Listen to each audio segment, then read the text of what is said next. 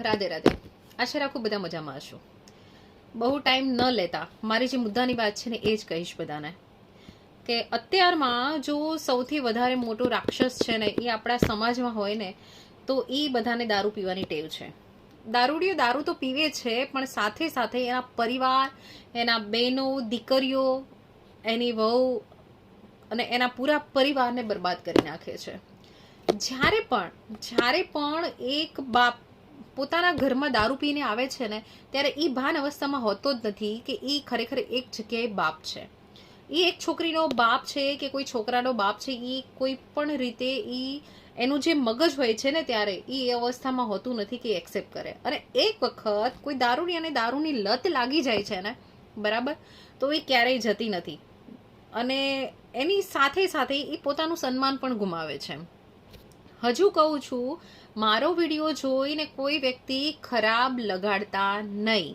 કે એવા લોકો કે જેને પહેલેથી કોઈ દવા તરીકે ઉપયોગ કરતા હોય, બરાબર, કે કોઈ ઇંગ્લિશ પી અને પોતાની પાસે પરમિટ હોય અને કોઈ એવી એની શું કહેવાય કે કોઈ એવું કામ કંઈ કરતા હોય કે જેને એના વગર ચાલે જ ન એમ હોય, તો એવા લોકો ખરાબ ન લગાડતા. હું અત્યારે જે વસ્તુ વાત કહું છું ને એક સામાન્ય ઘરની વાત કહું છું, બરાબર, કે સાંજ પડે જ્યારે છે ને એક વ્યક્તિને કોથળીઓ, જે આપણે શુદ્ધ ભાષામાં કહીએ ને, બરાબર, કે સાબરકાંઠા છે, બનાસકાંઠા છે, કે ડાંગ છે, આહવા છે, બરાબર, જ્યાં એકદમ મજૂર વર્ગ લોકો રહે છે એવી જગ્યા છે ને પ્લસમાં એવા મોટા મોટા શહેરો પણ છે, બધા જ આવી ગયા એમાં. દરેક જગ્યાએ આપણે જે કોથળીનું ચલણ કહીએ છીએ ને, કોથળી, બરાબર, 10 રૂપિયાની, 20 રૂપિયાની, જે કદાચ આવડું નાનું બાળક હશે ને પણ એને પણ ખબર તો હશે જ કે આ જગ્યાએ દારૂનો અડ્ડો છે ને એ જગ્યાએ ફલાના કાકા ને ઢીકણા કાકા છે ને એ વેચે છે. તો કદાચ જે લોકો પીવે છે ને એના કરતાં જે લોકો વેચવા વાળા છે ને એ વધારે ગુનાગાર છે.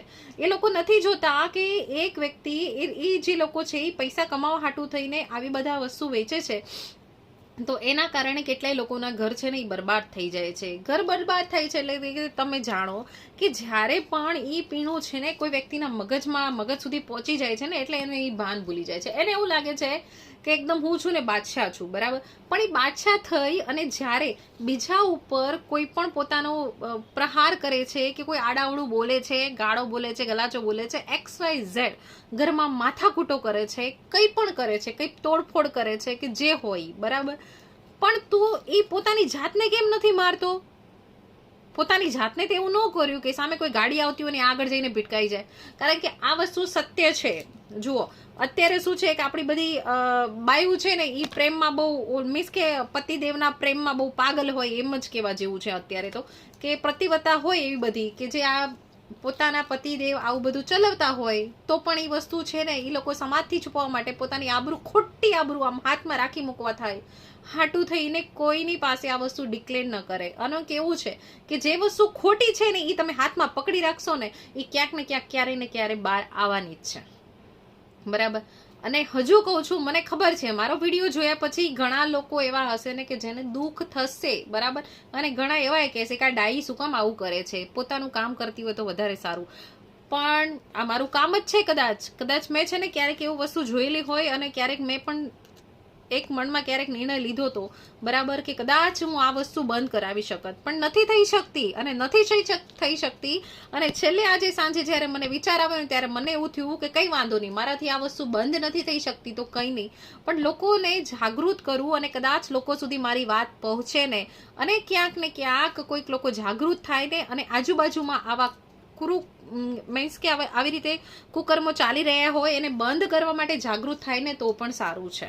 આપણા છે ને ગુજરાતમાં કહેવાય છે કે દારૂ બંધ છે, દારૂ બંધ છે. ક્યાંય કોઈ જગ્યાએ મને નથી લાગતું કે દારૂ બંધ હોય, બરાબર, કોઈ જગ્યાએ છે જ નહીં. અને પોલીસ સ્ટેશનમાં તમે કદાચ જો ફરિયાદ કરો ને તો પણ એ વસ્તુ શું કરશે કે એને એક દિવસ લઈ જશે ને પાછા દઈ જશે, બરાબર. કોઈ રાખી મૂકવા માટે રેડી નથી એમને. અને એના માટે કોઈ કદાચ કોઈ કડક એવો કાયદો બનાવી દે ને તો મજા જ આવી જાય. એક કાળ કોઠરીમાં પૂરીને નાખી જ દેવાય. શું કામ જમવાય દેવું જોઈએ? કોઈ વ્યક્તિને એ બીજા લોકોની પડી જ નથી, બરાબર, આવું બધું કરવાથી. તો એને છે ને એક જ એવો કાયદો જ બનાવવો જોઈએ કે આવું કરતા પકડાય કે આવું વેચતા પકડાય તો ને એક કાળ કોઠરી મસ્તીની એવી છે ને ગવર્મેન્ટે બનાવી દેવી જોઈએ કે જ્યાં ફક્ત ને ફક્ત મજૂરી જ કરવામાં આવતી હોય, એને કોઈ લેવા જ ન આવે, બરાબર.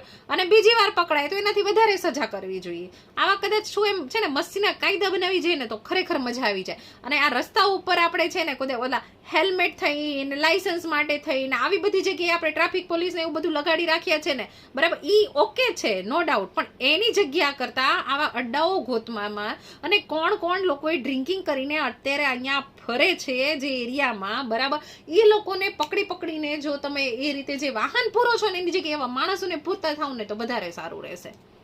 તો એના થકી છે ને લગભગ કેટલીય સ્ત્રીઓ છે ને એના ઘર બચી જશે. ઘર બચવા કરતા છે ને ઘણી સ્ત્રીઓ એવી છે કે જે લોકો છે ને પહેલેથી જ માનસિક પરિસ્થિતિમાં જ એવામાં એ લોકો રહે છે અને એમાં એમનું મરણ થાય છે, બરાબર. એ લોકો ઈચ્છતા તો હોય છે કે મને શાંતિ મળે, પણ કોઈક એવી હોય છે કે જે નથી બોલી શકતી અને મારે જેવી હોય તો તડ અને ફડ બોલી નાખે, ઠીક છે.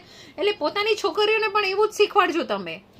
અને કદાચ છે ને પોતાની છોકરીઓને છે ને કંઈક 2-3 વસ્તુ છે ને લગ્નમાં ઓછી આપો ને તો ચાલશે, પણ બોલતા શીખવાડજો. બોલતા એટલે કેવું બોલતા કે જ્યારે પણ એની સામું કોઈ પણ અન્યાય થતો હોય ને ત્યારે એ બોલે, બરાબર. આવી વસ્તુ કોઈ છોકરીઓને સહન કરવાની જરૂર છે નહીં, બરાબર. તમે જોયું ને કે એમ તમે જોયું છે કે આમ છોકરીઓ કોઈ દારૂ પીને રખડતી હોય? શું કામ નહીં? એ ન રખડતી હોય, હશે કેટલી 2% જેટલી હશે, હું ના નથી પાડતી, બરાબર. પણ તમે એવું જોયું કે છોકરીઓ દારૂ પીને રખડતી હોય? નહીં, નેવર. તમે કોને જુઓ છો? પુરુષોને જ જુઓ છો. આ પુરુષ પ્રધાન આપણો દેશ છે ને એને જ જુઓ છો, બરાબર. તો એના માટે છે ને આવો એક કાયદો બનાવવો જોઈએ. અને દરેક સમાજના લોકો છે ને, બરાબર, જે સમાજમાં સારા કાર્ય કરવા માંગતા હોય ને તો પહેલા જ છે ને તમારા સમાજમાં ચાલી રહેલા છે ને દારૂ છે ને એને બંધ કરજો, મહેરબાની કરીને. અને કોઈ પણ વ્યક્તિ તમને એવું લાગે ને કે આ દારૂ પીને આવ્યું છે ને 2-3 જીકી દો. હવે શું ફેર પડે છે? જીકી જ દેવાની, બરાબર ને. એને ભાન નથી પીતી વખતે તો તમને શાનું ભાન છે? નો જ હોવું જોઈએ. આપણે પીધા વગરનું ભાન રાખવાનું, બરાબર. પણ ગમે તેમ કરીને એ વસ્તુને બંધ કરવી જોઈએ, બરાબર. અને પીધેલા વ્યક્તિ હોય ને એની ઉપર દયા ક્યારેય નહીં રાખવાની, કારણ કે એ વ્યક્તિ શું બોલે છે ક્યારે એને નથી ખબર હોતી. એ ફક્ત ને ફક્ત સ્વાર્થ માટે જ બોલતો હોય છે, બરાબર. તો જોઈશ હવે કદાચ ક્યાંક ને ક્યાંક મને એવું લાગશે કે આ વસ્તુ આખા દુનિયા આપણે મીન્સ કે આખા ભારતમાંથી ન બંધ થાય તો કંઈ નહીં, પણ કદાચ આપણે ગુજરાતમાંથી બંધ થાય ને તો પણ ભગવાનને પ્રાર્થના કરીશ, બરાબર. અને આપણા જે હર્ષ સંઘવીભાઈ છે ને, બરાબર, આશા રાખીશ કે કદાચ આ જે હું અત્યારે જે બોલું છું ને એમના સુધી પહોંચે ને તો એ બંધ કરવા માટે ટ્રાય કરે ને તો વધારે સારું છું. વચ્ચે એક લઠ્ઠા કાંડ કરીને આવ્યો હતો, બરાબર. એ કાંડ એવો હતો કે જેમાં દારૂના જેટલા અડ્ડા હતા ને એમાં ઝેર ભેરવી દેવામાં આવતું હતું, જેથી કરીને જેટલા લોકો તેને દારૂ પીવા વાળા હતા ને એ બધા જ મરી જતા હતા. એ તો મને તો ખરેખર એ વસ્તુ ગમી હતી જ, બરાબર. અને મારું હજી કહું છું કે આ વિડીયો જેને ગમે ને એ જ સાંભળજો, અને તેવડ હોય ને એ જ સાંભળજો, નો તેવડ હોય ને તો મૂકી દેજો, ઠીક છે. રાધે રાધે.